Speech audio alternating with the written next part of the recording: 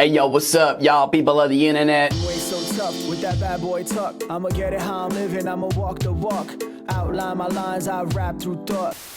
Hello friends, what's going on? Welcome back to Football Therapy with me, your host Jan. I hope you're doing well, I really do hope that. Welcome back to Chelsea News. Of course, it's a daily show here on the channel where I analyse what's being said in the media regarding Chelsea Football Club, giving you my opinion on it, for whatever my opinion's worth, but more importantly, asking for yours. Today we're talking about a new sponsor for Chelsea Football Club. Maybe controversial, says Matt Law of The Telegraph. He also writes an article on Ian Matson and his proposed Dortmund move. What's going on with Andre Santos, who of course has been officially recalled from Nottingham Forest now, and Cole Palmer has been nominated for Premier League Player of the Month for December. Strap yourselves in, get comfortable, pour yourself a drink. If you want to support the content, you're welcome to. You can do so simply by liking and subscribing to the channel should you choose to subscribe. Hit that all important notifications bell so you don't miss content, and of course we're in the January transfer window, things are moving quickly, you want to keep up, so make sure you hit the bell. Thank you, and let's get into it. So, first of all, a shout out to the main man, Cole Palmer, who has been nominated for Premier League Player of the Month in December. 6 goal involvements, 4 goals and 2 assists, ain't bad, is it? Looking scintillatingly hot at the moment, Cole Palmer. He is our, well, certainly the first name on the team sheet when it comes to attackers for Chelsea. I mean, he can play as a number 10, he can play as the right wing. Really interesting, he sort of floats in and out of games, but he is just so lethal and clinical and really does make things happen. At the moment, or at least lately, he'd been the only player really who would like play between the lines, float about and cause problems and not just go into this sort of passing around the 18-yard box with no invention or creativity. He was the spark, a little bit something different, and we're hoping he goes from strength to strength, because it really does feel like the ceiling for Cole Palmer is very, very high indeed. Lots of assists, lots of goals to come, but also discipline. You know, he does help defensively. He is tactically intelligent. I mean, he did train with Guardiola for a long time. It wasn't just like he, played a couple of games and came to Chelsea. He wanted, to play to start for Man City. This is what, he wanted the minutes, but Guardiola couldn't give it to him. He came to Chelsea, and even Guardiola probably didn't expect how good he was going to be at Chelsea when he was given a chance to be the man. Remember, he scored 2 goals for Man City this season. It seems like a world away. He scored in the Community Shield. Didn't he score the winner in the Super Cup? And one of them was a worldie. I mean, this season is his time. It's his coming of age. I'm a man now, and I'm 21 years old, and I'm going to take the Premier League apart. He started well. Anyway, I just wanted to shout him out. Go vote for him, I guess, for Premier League Player of the Month. And I'm really looking forward to seeing what he does next in a Chelsea shirt. Next up, Andre Santos. Cy Phillips here citing Fabrizio Romano. The plan remains for Andre Santos is for him to go out on loan again for the next 6 months. Chelsea will assess his situation for the next year. Yeah, indeed. I've said it here on the channel. I said it on Nini's channel, Blue Lions TV, and here recently that I feel like he needs to go out on loan and play some football. It's been a bit of a disaster for him at Forest. He was coming off a really, really hot summer, captaining the Brazil under-20 side to glory in the South American competition, scoring goals and just looking like the man. Of course, getting a senior call-up as well into their Brazil squad, which, by the way, is not an easy thing to do if you look at the roster of Brazilian players. He needs to play. I said it before, I think he'd do really well to go to a Liga NOS side, a Portuguese club side, and go and play 6 months there. Of course, he'll speak the language. He can play a high-level football. Portuguese football is, maybe the 6th best league in the world. Probably, maybe, or 7th. I don't know. What is the 6th? Because a lot of people think it's the Championship of the 2nd division in the UK. I'm not so sure, though. I think there's more international culture in, say, the Portuguese league. Anyway, I'm getting into the weeds here. Good news, I hope we look after Andre Santos. I hope we get him playing good football for 6 months. And who knows what can happen when he returns in the summer, whether he'll go on another loan. Maybe, very, very unlikely, but maybe be sold. I think Chelsea do see him as a massive future superstar. But, we've, of course, outlaid a lot of money, and more money for Leslie Ugochukwu. I don't know what the plan is for Ugochukwu. Of course, we've spent up to £58 million on Romeo Lavia. And this is before you even get into the starting three of Caicedo, Fernandes and Conor Gallagher at the moment. So there's loads of midfielders, and we're going to have to figure out what we're gonna do with all of them, you know? Anyway, as always, I encourage you to comment your thoughts below, but let's move on to the next couple of stories. We're gonna cite articles here from Matt Law of The Telegraph.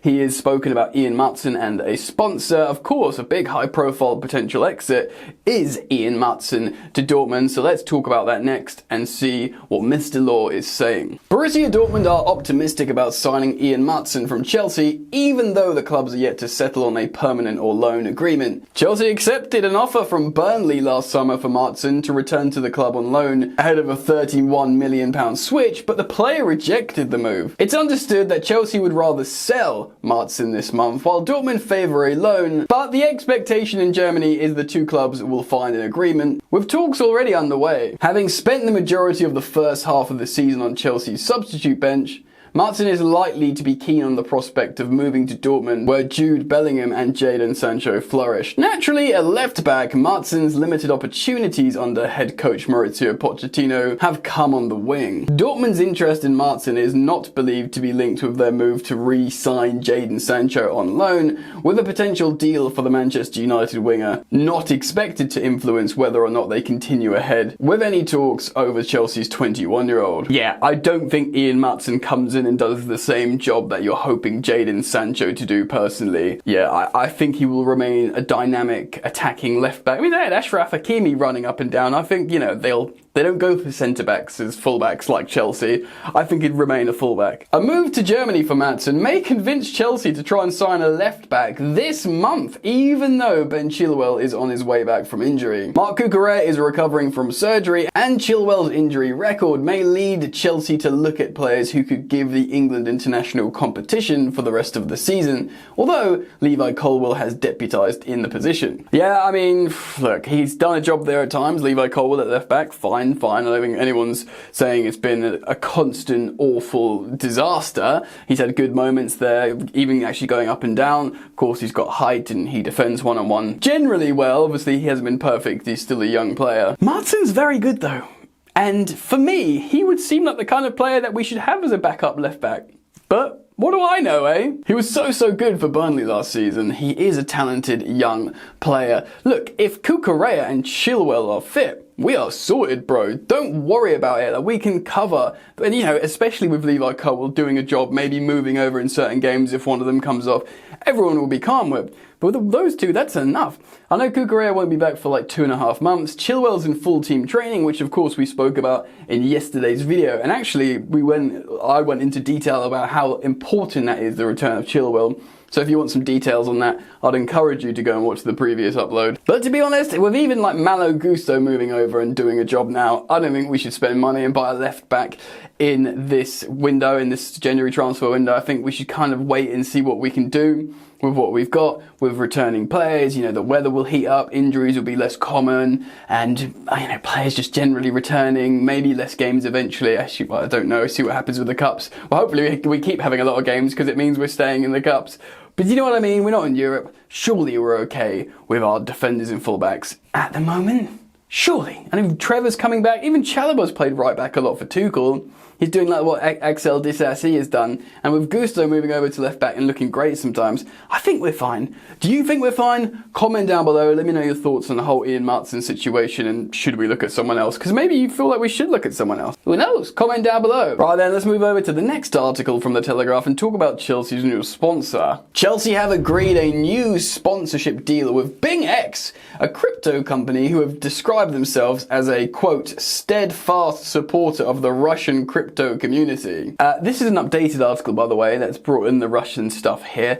Now, this is obviously a story because of Chelsea's, or this is a relevant element to the story because of Chelsea's ties with Roman Abramovich, the geopolitical situation with Russia at the moment, and the fact, and I'm being a bit presumptuous here, we're going to go through the article, but this is off the bat what I'm assuming, and the fact how Bowley and Clearlake, the new Chelsea ownership, have generally tried to clear deck completely of all affiliations to Roman Abramovich. I mean, this is just a statement about the Russian crypto community, so it's pretty loose links so far. Let's read on. The deal means Bing X will become Chelsea's new shirt sleeve sponsor for the rest of this season. After this campaign, Bing X will sponsor Chelsea's training kit in what is being described as a multi-year deal. This season, 18 of the 20 Premier League clubs, including Manchester United, have an official crypto partner, which has prompted criticism. Bing X does not appear to be fully accessible in the UK and has offices in Asia, Oceania, Europe and South America. The company proudly boasted about their links to Russia at the end of November last year and hosted what can only be described as a, quote, prominent event during Moscow Tech Week, which showcased its, quote, commitment to innovation and engagement with the Russian crypto community. Of course, like I said, this is going to be a story, and this kind of gets your like political and philosophical stances, like whatever your position is on global affairs. Should you completely discount Russia's tech community or an industry out there of like the people of Russia? I mean, I don't know.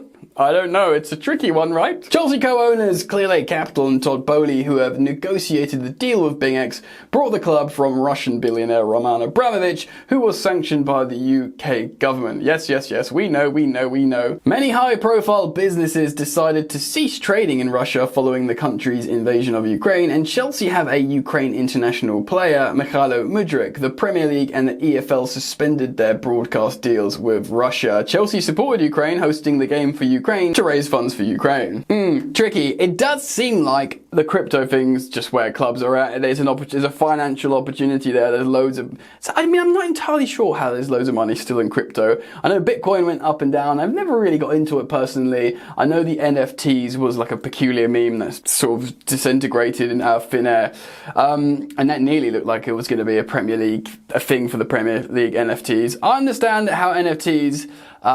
in terms of like a receipt token is actually quite useful technology. Boring stuff really. But anyway, point being, a crypto partnership of sorts was always inevitable. Matt Law's insinuating here the story is because it's ties with Russia. I guess you guys will have your own opinions on that. But, for the remainder of the season, a sleeve sponsor, because we haven't got one, just to get some extra money in. And then for the training kit, so it won't be on the main kits. In the same way, obviously, this is sponsorless, this show, which I actually quite like.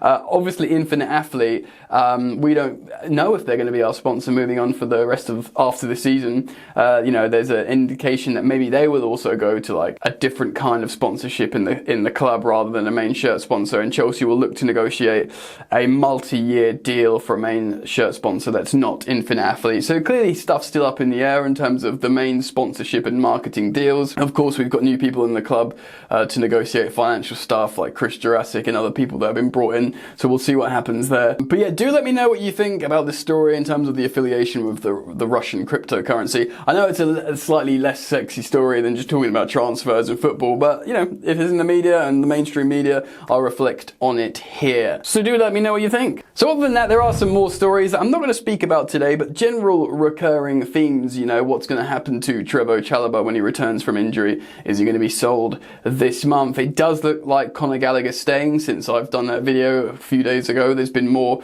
people in the media reiterating that stance that, look, nothing's going to be done this month, so we'll just chill for the rest of the season with Conor Gallagher.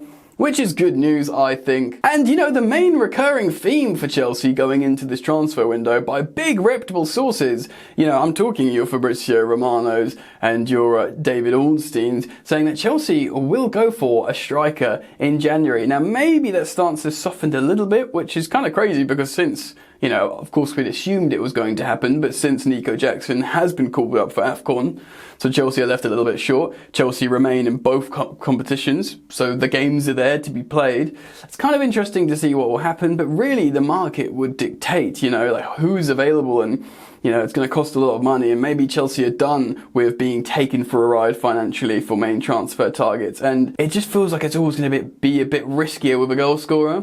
You know, and we've had so many misses historically as Chelsea Football Club with strikers, you know, and they're also just underappreciating what we had, like Tammy Abraham, 15 Premier League, non-penalty Premier League goals in his first season. I mean, if Nico Jackson gets to that, it'll be a success, you know.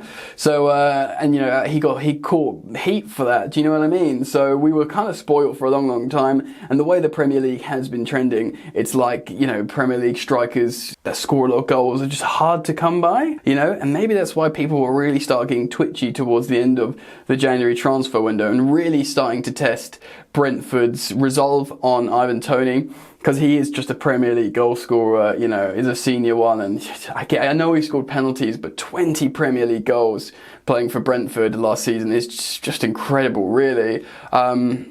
So yeah, you know, that's an important thing. Anyway, let me know what you think. The stories are developing and percolating all the time behind the scenes.